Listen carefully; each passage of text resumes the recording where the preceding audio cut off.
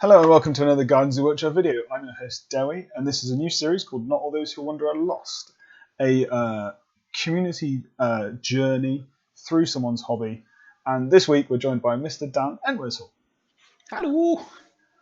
So we're gonna kind of go through your hobby journey, a bit about your collection, a bit about your gaming, and then kind of a bit more kind of community-based questions. Sure. We'll start with your personal hobby. How did you get into the hobby? I got into the hobby. I was visiting my cousins who live down in Sussex, and my cousin used to collect the Battle Games in Middle-earth magazines. Oh, nice. So he gave me, after I sort of started reading them while we were down there, he gave me them to take away and read because he'd stopped playing. He'd sort of, he'd hit secondary school when it wasn't cool, and he'd sort of given it up. But I ate it up. I loved it. And then from there, we found out that Warhammer World was just around the corner because obviously I live in Nottingham. Yeah. So I'm very lucky to have access most to that. definitely. From stepping over the threshold in Warhammer World, I was just hooked from that point on. Nice. So you were, say, what, 9 or 10? Oh, I must have been when I first started. I think I was probably 8. Yeah. Oh yeah. That's awesome. And then continued ever since. Oh yeah, I took a small break for a couple of years. I used to shoot archery competitively, so I was taking that really seriously for a long time. Oh, nice. That's something I didn't know about you. Oh, yeah. I was. I used to shoot field archery competitively. I was the English and Scottish under-16s champion for 2 years running. Nice. So I used to actually be decent. The skill has long since faded. It's very rare that I pick up a bow these days. But yeah, it used to be something I was heavily invested in. So sort of the time for toy soldiers fell away, but they sort of came back as I sort of left secondary school. And so after that minor interlude, where the internet went a bit funny as always. So we kind of got to the end of how you got into the hobby. Mm-hmm. Kind of, what's your favourite aspect of the hobby, and by opposite, your least favourite? Okay, so my favourite aspect of the hobby, I think, has changed over the years. So as a kid, I used to just love playing the game, and I used to love winning, and that was like the thing for me. I was like, I need to take all the broken stuff, and I just need to win, and that's where I'm going to find my enjoyment in the game. Whereas as I've sort of gotten older, and this is going to sound so stereotypical, so as I've gotten older and I've sort of chilled out a little bit, and I've met so many sort of fantastic people in the community, for me now it's more just about weekends away with mates that I don't get to see very often.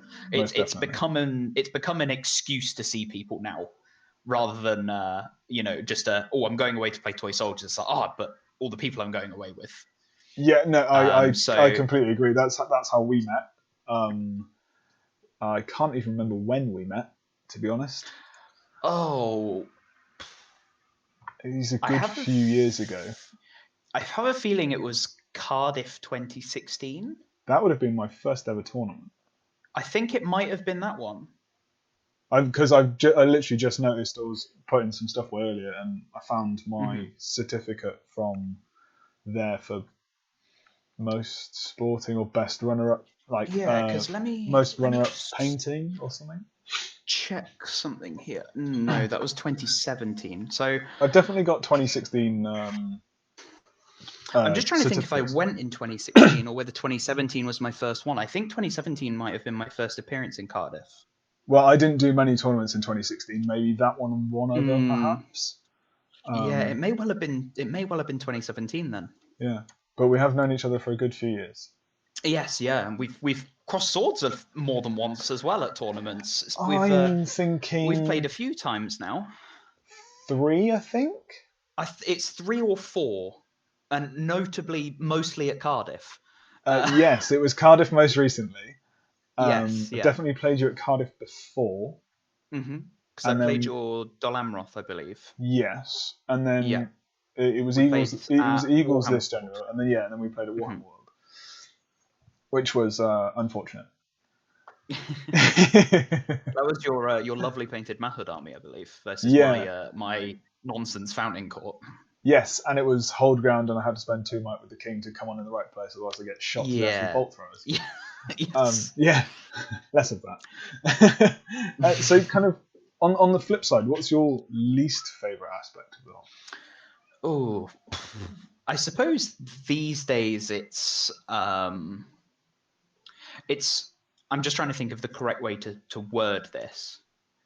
It's probably the confrontation that comes about at tables when you have two players who are no holds barred trying to beat each other, if that makes sense. Okay, yeah. So don't get me wrong, I am competitive. I enjoy winning. I always have. I grew up playing board games and video games against my dad. He taught me how to be a sore loser. So I've always been competitive and I've always liked winning. And when I meet somebody who is also competitive, I normally enjoy the game because it's tough, it's challenging, and it has good moments in it. But it's when you get the clash of personalities of two people who will do anything within the bounds of the rules to win, and sometimes even towing the line a little bit. That's when I begin to sort of go, oh, hang on, maybe this isn't why I'm here. Maybe it's just toy soldiers at the end of the day. Yeah, exactly. Like I don't want to fall out with somebody over a game of toy soldiers. So that's probably definitely not that happens very often. Don't get me wrong, especially in the Lord of the Rings community, it's very, very rare that I get an experience like that. I was going to say, do you play other systems that kind of that have that kind of? I've recently taken just before Christmas. I took a small dive into Warhammer 40k. Okay. And I found that having played Lord of the Rings for so long, there's a lot of holes in the Warhammer 40k system from the standpoint of somebody who's played Lord of the Rings. So I found it very difficult to get into, and I found the community very hot and cold. Okay. It was either great and the game's really fun, really enjoyable. The person was sort of really nice and friendly, and it was I was still learning. I played maybe 20 games, so there'd be people who are like, yeah, take that back, that's fine. Like obviously you didn't know, and there'd be other people who'd be like, no, I'm just going to table you in 2 turns because you don't know better. And it's like, well, this is really I was going to say enjoying that. I've taken a dive into 40k many years ago, and didn't enjoy the game side of it. And I was only playing with a couple of mates. Sean Creed is a big 40k, or was before we turned him into a Lord of the Rings player. And yeah, I found that there was so many rules and so many different things. And from what I've heard, kind of the latest codex wins. But obviously, I haven't played it extensively, so that could be completely unfounded. However, that's the thing I have as well. Is I've played a little bit to form sort of a rough opinion, but I've certainly not played enough to be able to sort of preach about sort of whether the game's good or not. And I mean, the game's got to be good. It's got enough players. It's still their most popular game system, so it's got to be at least okay. Don't get me wrong, some of the models do look fantastic. Oh, yeah. But so. And then the other thing that, again, it was just before the start of lockdown in the UK that I really started getting into it was the Marvel Crisis Protocol. Oh, nice. I've seen the models for those and really enjoying that. It's absolutely fantastic. Really simple rule set, really easy to get your head around, but it's very much like SBG, that being good at the game and understanding how to play are two very different things. Yeah. So I've enjoyed that a lot. I know me and Luke, I think there's some old videos of Luke painting Marvel miniatures on here, but they were from a different company. I think they were Knight models, possibly from memory. And then they, I think, lost the license or something. So so we played a Marvel version, which was actually quite fun. So kind of, how do you find the balance between making models or terrain, painting, and playing? And what's your kind of balance? Obviously, all before this crazy lockdown. Yeah, for sure. So I think for me, I much prefer playing than the hobby side of things. But there is a rare exception. There is one tournament every year that I always put 150% into my hobbying and my painting. So every year, normally around the May Bank holiday weekend, there's a tournament that goes down in London called Seven Stones. And for the last four years, I've gone really hard on sort of display board and painting the army and fancy dress, and that's probably the one time that I've really put like 110% into my hobbying. Once. This is run by the lovely Damien O'Byrne of the GBHL along with Tom, but he barely gets a mention.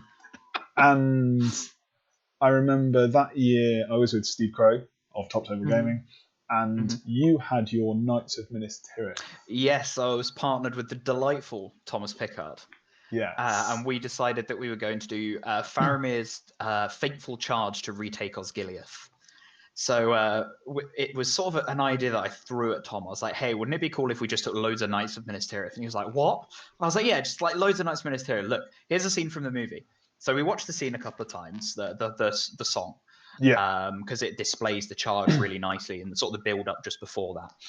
And I was like, something really interesting here, Tom. And he's like, yeah, Faramir's not got a lance or a shield. So, like, he's just going to have a sword and be defense 5. That's kind of lame. Or defense 6. That's kind of lame. And I was like, nobody has a shield, Tom. And he's like, oh, yeah, I remember you had like 30 odd knights and no shields. So the list, I think it was something along the lines of Faramir on horse with heavy armor, 2 captains of Minas Tirith on horse with lance, 1 captain of Minas Tirith on horse with no equipment, and then 34 knights of Minas Tirith, one of which had a banner. Crazy. And against all odds, we won all of our games on day 1. Did you? Yep. Yeah, so we made it into the top seed, and then we got smashed every game day 2. Oh, God. Because you played Dave Clubley, didn't you?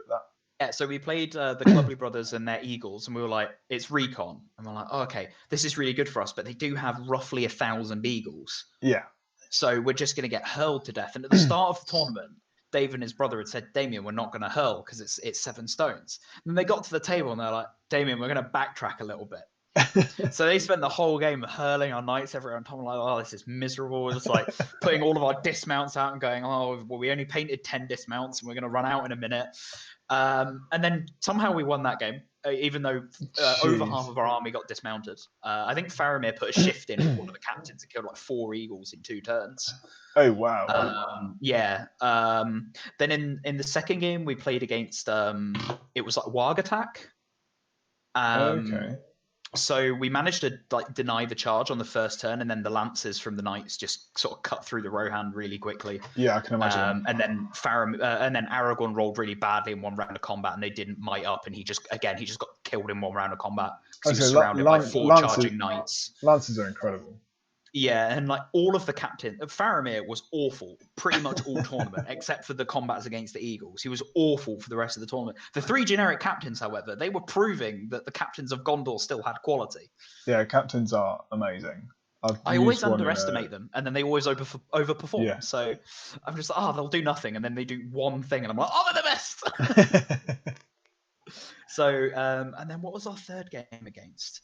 Oh, we played against like a Lake Town Iron Hills combo, and we were like, oh, we're going to get smashed. Like, this is grim. They've got Bard and Dane. Like, oh, we're going to get wrecked. And then we just set up on the centre line 6.5 inches away and went, you know what? We've got a line 30 deep. We'll just charge them and see what happens. We broke them on turn 1. Oh, jeez. That's nuts. We just had an insane round of combats, and like all the Lake Town. They mispositioned Bard slightly, so a bunch of the Lake Town weren't in range of Bard. So we just won all of those combats and just killed most of the Lake Town in one go. And we got lucky in some of the fights against the Iron Hills because we put the captains of Faramir against the Iron Hills. Yeah, just so we had the equal the fight value and with the strength bonus, and it was just enough to sort of break them down. And yeah, that was the quickest game of the tournament, I think, for us actually. Jeez. I don't know. So moving on. But sorry, we went on a tangent there. That's all right. But yeah, it's 7 stones generally is the tournament where I tend to put the most time and effort into painting and modelling. But mostly I prefer sort of putting my toys on the table and throwing some dice. Yeah. So internet lapse again. This might be a reoccurring theme. So moving on to your collection. Mm-hmm. Do you know the size of your SBG collection? I don't have an exact number or size. You can probably see some of it up here, actually. I can see a Balrog. Yeah. I think that's it from here. Yeah, so I've got a sort of a menagerie of bits and bobs up there. So I've sort of working the way down. I've got sort of my Fountain Court and the knights that we were just talking about on this end. And then it moves into sort of my Haradrim and my Can Battle Company. Then into sort of my Angmar and Moria, and then once we get to sort of the Balrog, it then shifts into sort of Dungeons and Dragons stuff. Oh, cool.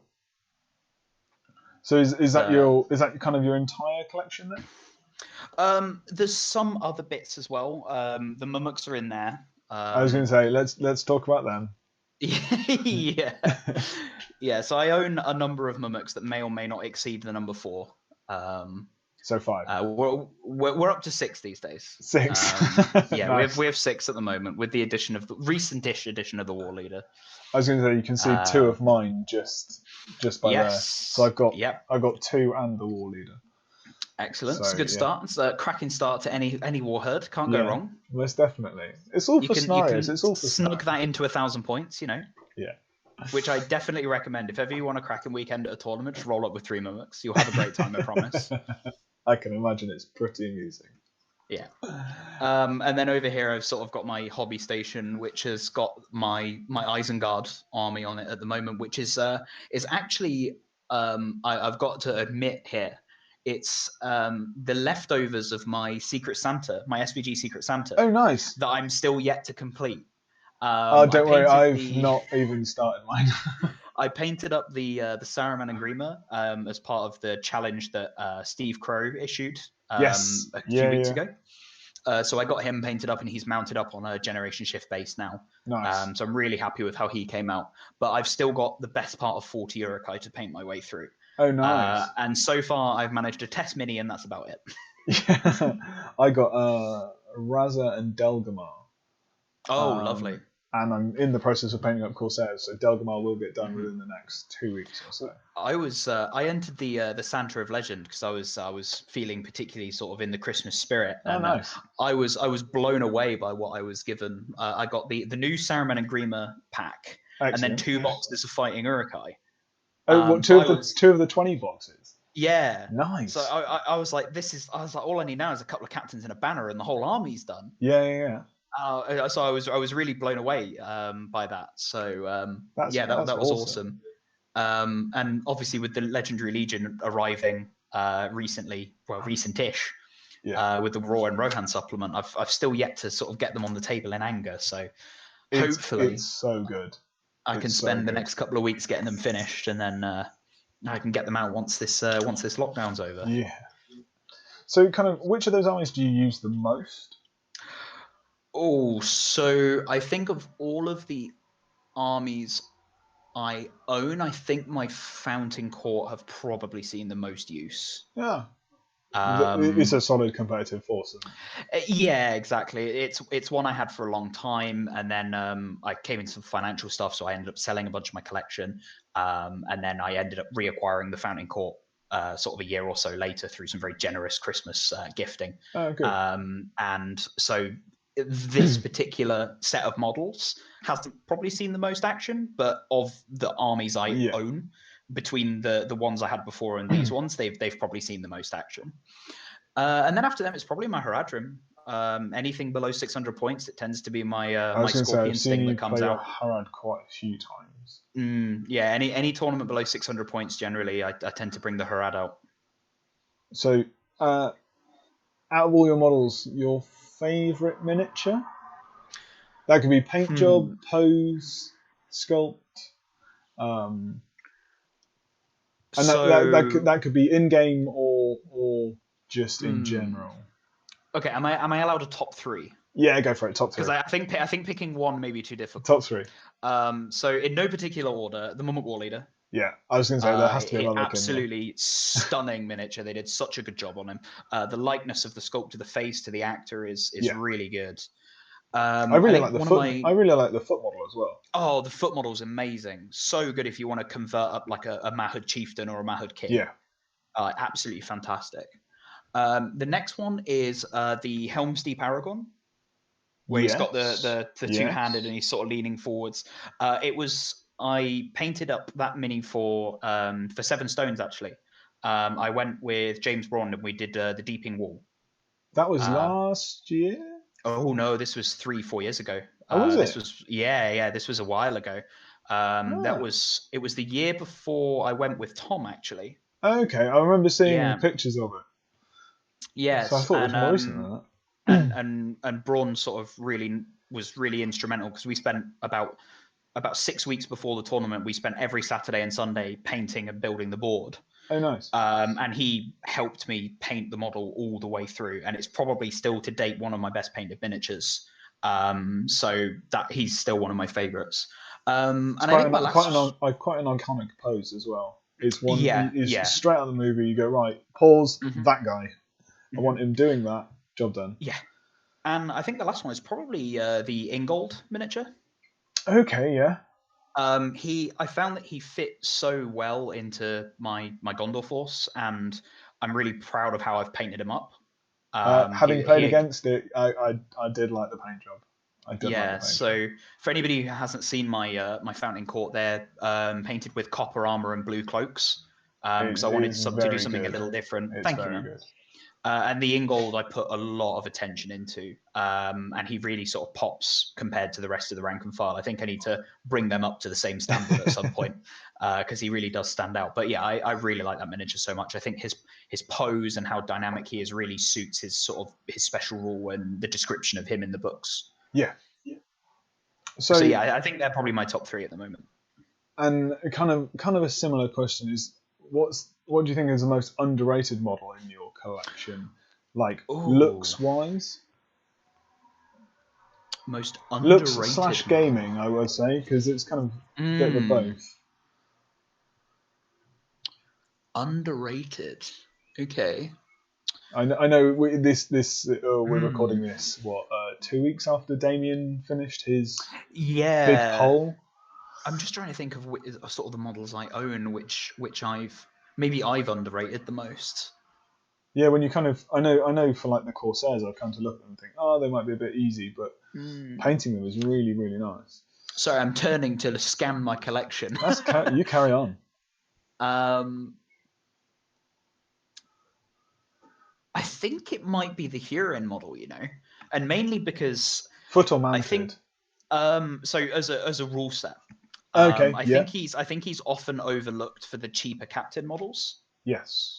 But I've found at sort of higher points values, he's been a really, really useful asset because of his Keeper of the Keys rule, where if they slay your general, they don't get the points unless they kill him as well.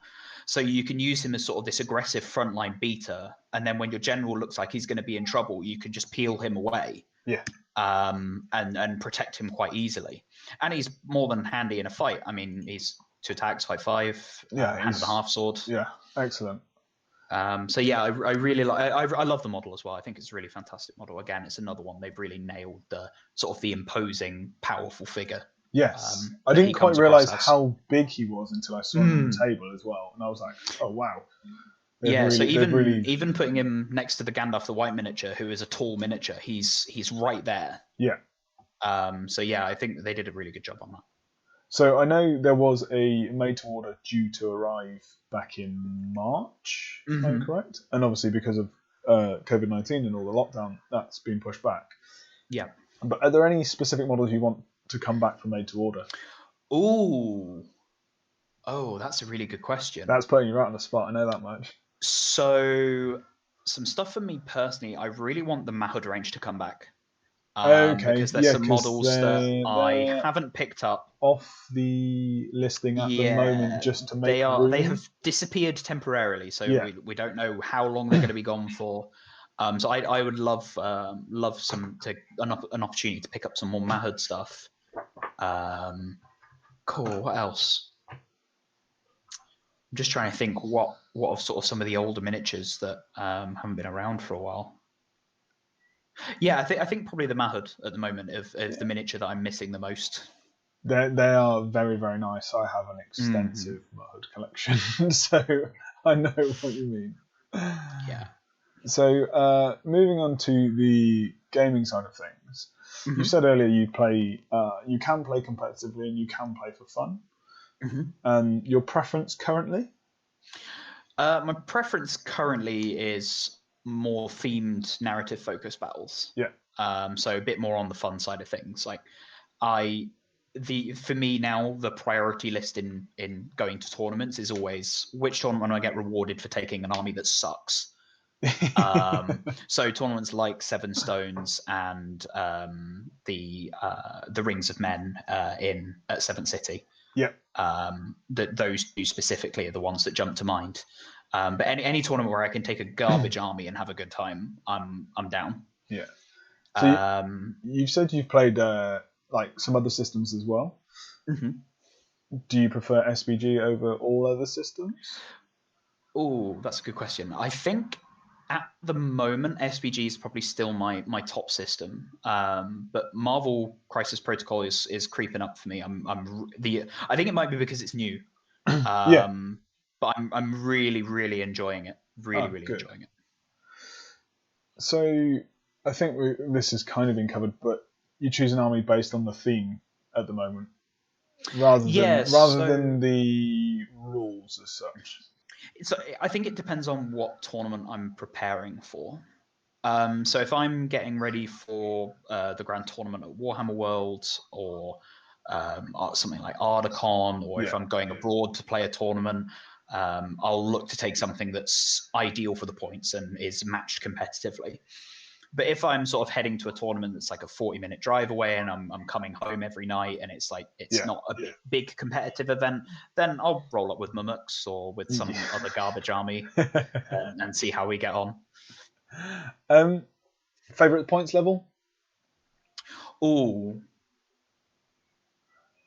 Because I know people have really varying opinions on this.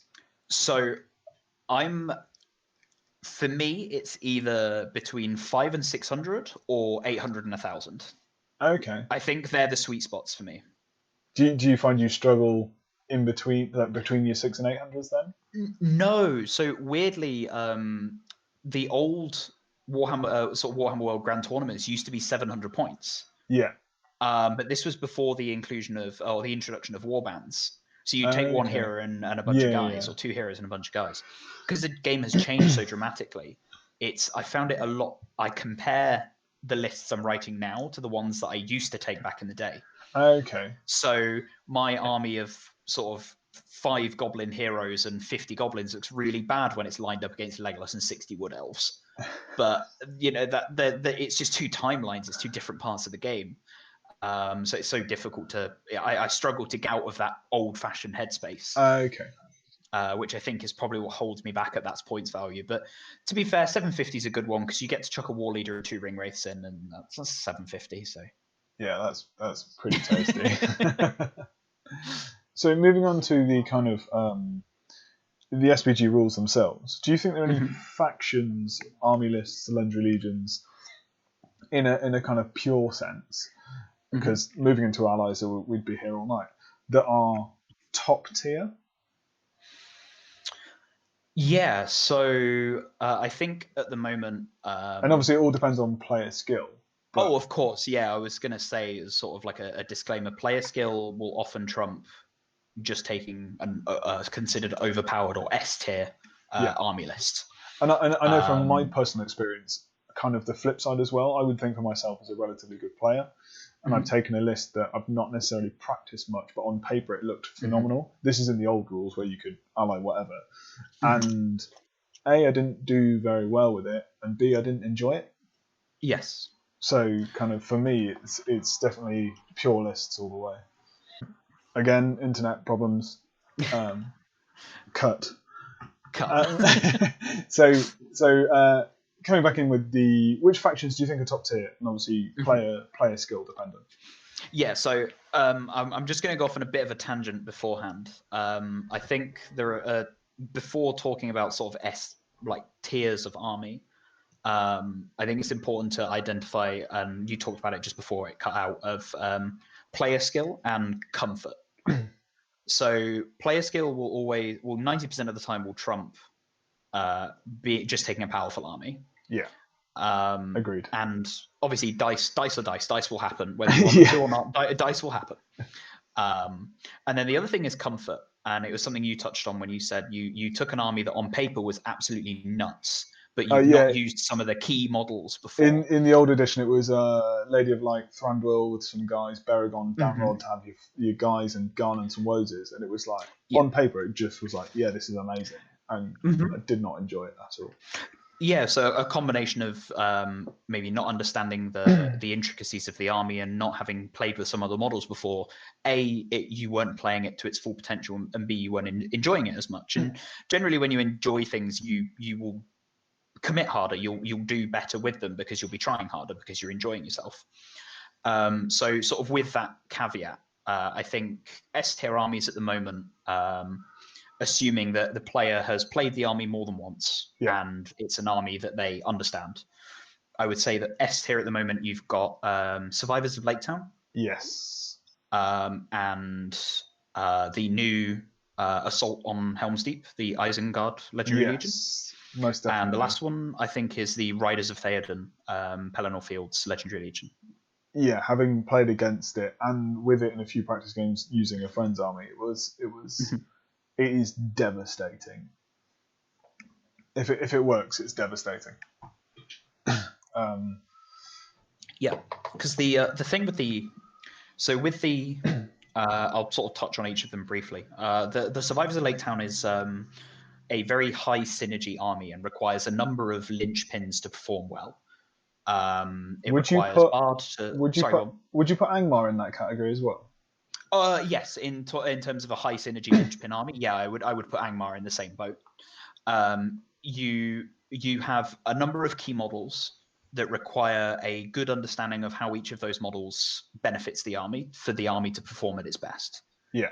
So for you to play Survivors of Lake Town, you need to understand how Gandalf works in your army, how Bard works in your army, and how Bilbo works in your army.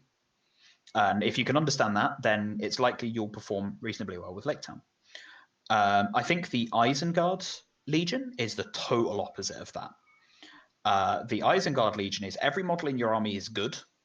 Yes. Because your basic troop is a strength 4, fight 4, defense 6 dude. Yep. Your basic captains are as good as most people's average named heroes. Yeah, I suppose. Yeah, fight 5, strength 5. Fight 5, strength 5, and defense then you've 7 got one of your majority captains who has 3 attacks. Yeah. The leader of your army goes up, and not only that, they're going to be pike supported 90% of the time as well. Yeah, yeah. So you're going to be 4 attacks at fight 5, for functional 4 attacks at fight 5, and then you also got a bomb, which it doesn't matter how big your Boromir is if he gets blown up. Yes. And then you have the siege bows as well, which put an extortionate amount of pressure on someone, especially if you've never played against one before. Yeah, ballistas are very good. I've used them in the new edition before the Legion came out, with Lurtz and Brasku, and it's the mindset, isn't it? It's you've got a siege engine across the table from you. Yep. What are you going to do? Because you know you have to move towards it, because you can't stay away from it, because it's just going to keep shooting. Yeah. Eventually, it's going to hit. Yeah. You throw enough mud at a wall, some of it will stick. Exactly. And then the last one is the Riders of Theoden list, which again is, I think, is a high skill cap army, but a very rewarding army. Yeah. And the combination of the incentive to take heroes with the death special rule, I think allows for some very devastating one punch turns that can just sort of put your opponent flat on their back. And then it's just sort of making sure that you clean up correctly. So I think they're probably the 3 S tier armies that I would say at the moment. There's some others that are sort of S tier / A tier. Yeah. For anyone that doesn't sort of follow the tier ranking, S tier is like sort of God tier, and then it's A, B, C, D.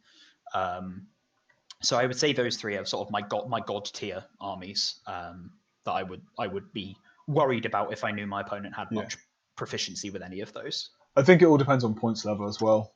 Oh, absolutely. Most definitely. So you will get other armies at differing points. Oh, yeah. So a classic example is anything under 600 points, Rangers of Ithilien. Yeah. That army over 600 begins to suffer against monsters and blinding light effects. But under 600, it's hard to fit the big monsters and the blinding light effects in and still maintain the numbers. So it's why that legion excels so well at that lower points value. Most definitely, and I think on kind of the flip side, I know when using Angmar at 750, especially in the way I build my armies, I know it can be brutal. It can be really with your Witch King, Burda, Shade, 2 Barrow Whites, and you still have like 40 plus models. So it's I know it can be pretty grim. So going from factions to individual models, what do you think are the most overpowered models? Oh. So, is this model sort of on its own, standalone, on its own, no sort of benefits from army or upgrade or anything like that? Just standalone, come as they are. Let's go pure force at least. Okay. No yellow alliances, etc. So your army bonus can be in play. Okay. And overpowered was the caveat. Okay. So I think Bard falls into that because of the synergy he gets with Sigrid and Tilda. He definitely can get to that level. I think, but again, he has to be utilized in the right way because he can be punished. Yeah. If you're able to pick off Sigrid or Tilda, you can then control Bard however you wish, which is what I think maybe stops him from being de facto overpowered. Yes. But he's certainly the model that I think is probably the most borderline at the moment. Okay, that's a good shout. I'm not sure if there's any that immediately jump to mind. It's been a hot minute since I've played any SPG, to be honest with you. Well, I think it's been a hot minute since anyone's played any SPG. Yeah. I think the last game of Lord of the Rings I played was probably just immediately after Christmas. Oh wow. So even sort of before the lockdown began, I hadn't played a huge amount. Okay. So yeah, I think Bard is probably the guiltiest suspect that I can think of at the moment. Nice. So moving on to still sticking within gaming, but moving towards tournaments. Kind of. Firstly, do you prefer good v evil or blue on blue or? So I'm a traditionalist. I do like good on evil. And I do like when I get to bring two armies to an event. I think it means that I'm mixing up what I'm playing, and it means that I'm not stuck playing potentially mirror matches. Yeah. Going from a hobbying perspective, do you normally take two armies that are themed against each other, or does it depend entirely on how your mindset? Depends on the event. Yeah. Okay. Depends on the event. So if I'm going to a competitive event, it will be whatever I feel is most competitive to take in the points value for the two factions. If I'm going to an event that is super themed and maybe an 80-point GBHL event that's good versus evil, then I might try and take something that's a bit more themed. Okay. So for example, there's an army I'm planning at the moment for a 2-army tournament, which is going to be Gothmog's Legion versus Gondor. Oh, nice. But it's going to be atop the walls of Minas Tirith. So it's going to be Gandalf the White, Pippin, a bunch of generic unnamed Gondor captains, and then basic warriors of Gondor.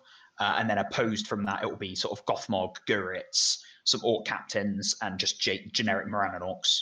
Oh, nice. Nice. So kind of at an event, what awards do you generally like to see? Because I know some people really differ on this with kind of. Oh, so if I'm attending an event, what prizes would I want on offer? Yeah, or if you're running an event, what awards do you hand out? Yeah, so we normally have whenever I run an event, I tend to do podium, wooden spoon, and then I do a best painted and a favorite army. So the reason I split those two up is the way I describe it is you should vote best painted for the army you think is painted and modeled the best. Yeah. And favorite army should be the army you would take home with you at the end of the event if you could choose an army to take home. That's a really clear way of separating it. I don't think I've ever seen. I don't think I've ever heard anyone describe it quite like that. Yeah. So whenever you go to an event and it's like best painted or it's named as favorite army, that's always my criteria. Yeah. So if I go to a tournament and they tell me vote for favorite army, I won't always vote for the one that's the best painted. I'll vote for the one I'd want to take home at the end of the event. Yeah, the one you like the theme of, etc. The best. Yeah, well, it's a combination: the painting, the theme, the story of the army, the sort of how it's put together, conversions, everything. Yeah. And then most sporting is probably the most important award out of all of them. See, I've heard from talking from various people. I'm not going to name names, but they said most sporting for them, shouldn't it be an award because everyone should be most sporting always? That is an interesting observation. But I think by rewarding sportsmanship, you incentivize players who wouldn't normally be an immediate thought. Yeah. So I would say for a lot of people, being sportsmanly is something they strive to do anyway. Yeah. But I can also understand, as somebody who's suffered from this from personal experience, when you're playing as a highly competitive game and trying your hardest to win, sometimes your sportsmanship can slip a little bit. And sometimes you're not the nicest person to be across the table from, and you can be a little harsh in the way that you speak or how you act. So I think by reinforcing the idea that sportsmanship is there and should be rewarded is important to remind those players that there's more to the game than rolling dice. Yeah, no, I definitely agree. I think it's kind of with any walk of life. If your patience is tested, you can stray a little off the straight and narrow. Oh, the nicest people can always have a bad day. Yeah. I've seen some absolutely delightful people have some not good days, as I imagine everybody has. I can imagine. It's never something you want to see. You don't want to see your opponent annoyed and frustrated during a game. I mean, I personally don't. Anyway, it's not something I take glee in sort of creating. If my opponent's frustrated because I've created an interesting tactical situation for them, that's very different. Yeah. But if they've become frustrated at the way that I'm playing in terms of how I'm talking to them, how I'm treating them, how I'm acting, that's very different. Yeah. I definitely agree. Yeah. Definitely agree. But an interesting thought. Yeah. So moving on to the more community side of things. Mm-hmm. Firstly, have you seen any events that you'd like to attend in the coming months? Obviously, we don't know when the lockdown's going to end, but have you outlined any in the future?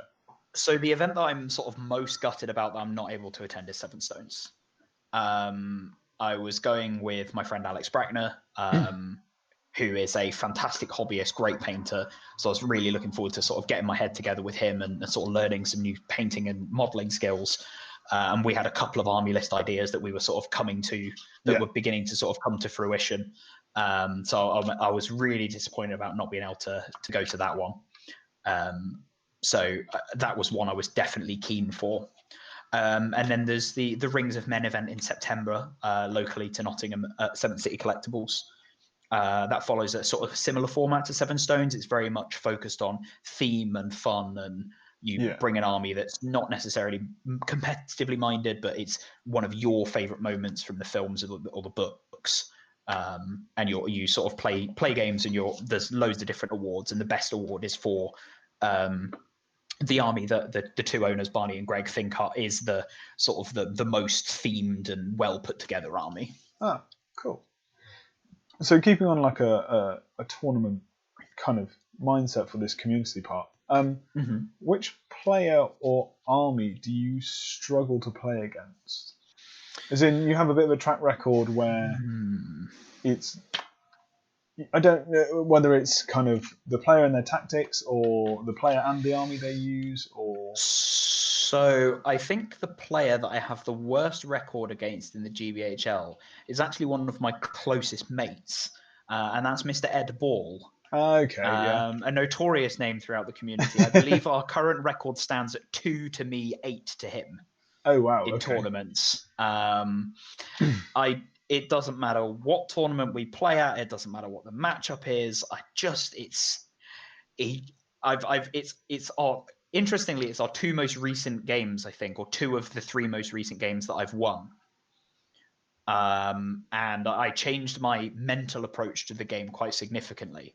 Okay. So you play the game rather than the player?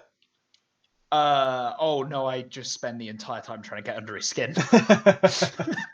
That's one where the sportsmanship goes out the window, and I just spend the whole game winding him up. Yeah, but if you're good, if you are really good mates with him, then it is one of those things, isn't it?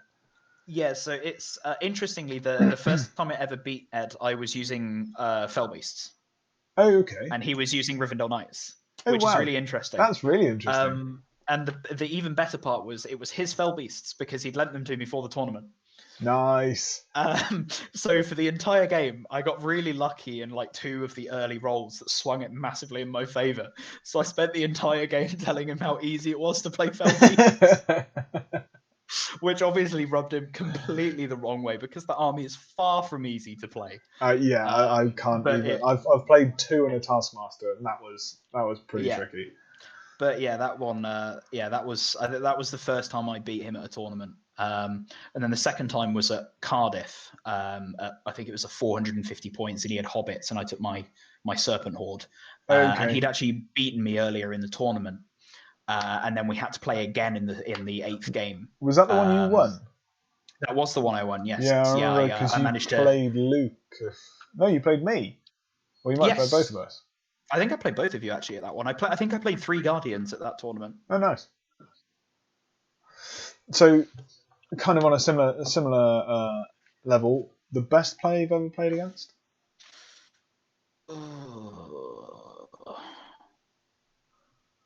I mean, it's got to be between Jay and Ed, and I think that comes down to Jay being Jay Clare for anyone who this is Jay Clare. I'm quite lucky to be very, very good friends with both of them and have them as part of my local community. Yeah.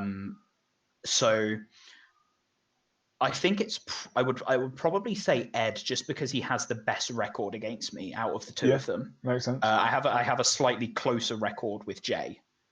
A winning record? Then again, no, not quite. So tournament games, Jay is ahead of me. Practice games, I crush him. Whenever there's nobody around and there's nowhere to record the result, that man rolls over. Oh dear. Oh dear. Yeah, it's whenever we play sort of a narrative game or a practice game, I tend to beat him. But the second the gloves are off, he just comes out. He can just switch swinging. it on, can't he? You can just switch. Yeah. So yeah, I think I'm 3 and 5 against Jay. I think at the moment. Okay. So a little bit closer, but he's still very much ahead of me. Yeah. So you've touched on Seven Stones. Mm-hmm. Would say that was your favourite tournament? Yeah, without a doubt. Without a doubt, I would say it's my favourite event of the year. Nice easy question. Next, if I could choose one tournament each year, if I was limited to one, it would be Seven Stones without hesitation. Oh, nice. Yeah. So, kind of thinking back to all your tournament games, what's the favourite game you've played as a whole? And then if you got like a top moment that wasn't necessarily in that. Oh, favourite game as a whole. So I think it might be the first Scouring of Cheshire. I think it's probably like sort of the best tournament I'd had. It was the first time I won a 100-point event in the GBHL. And my run of opponents was Jamie Giblin, Harry Moore, Adam Troke, Tom Harrison. Yeah, that's not an easy run. Yeah, so it was 5 games, and I played Tom twice in the last 2. No, there were 6 games. Who was my other opponent? It was another like top 10 player at the time. Nice. But I feel really bad because I can't remember who it was. But yeah, it's one of the most difficult tournament runs I'd ever had, and I, thank God, managed to avoid Ed for the whole tournament.